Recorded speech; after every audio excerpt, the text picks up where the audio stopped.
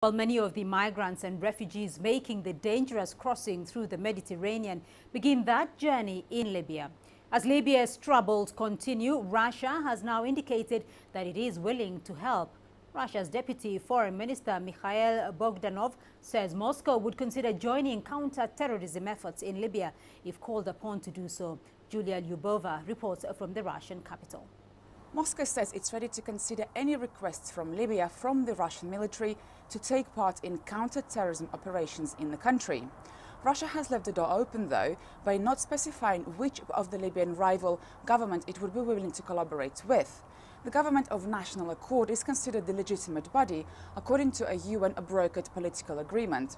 Speaking at the Valdai Discussion Club, Russia's Deputy Foreign Minister said that his government would carefully consider any call for assistance from the leadership of Libya and Iraq when it comes to rooting out terrorists. Libya has been in a state of turmoil since 2011, when civil war broke out.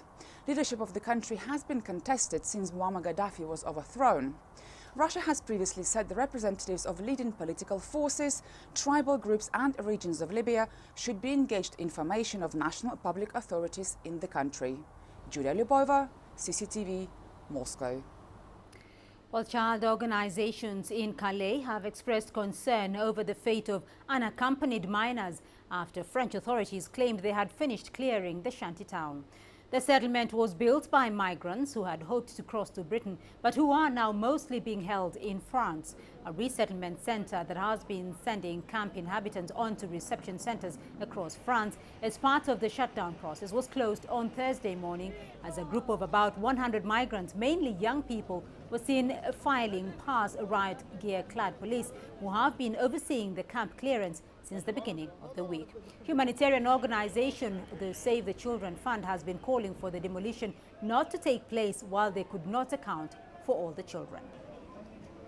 Well, last night we know that lots of children were sleeping outside, some of them outside the warehouse.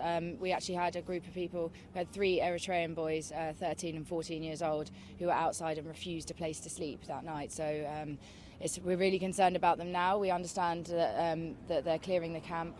Most people are outside of the diggers have gone in, but we know that there are still children outside the container space, which is for children, and they're not being allowed in at the moment.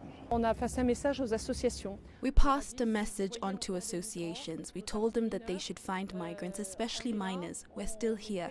We stand ready to process them. So last night around 9 o'clock in the evening, the UN Agency for Refugees and Salam organization brought us a total of 68 minors that we welcomed and that we hosted in an area planned for that. I'm sure you've seen it. So they slept within the SAS, and this morning they were taken to CAO, specialized in processing minors.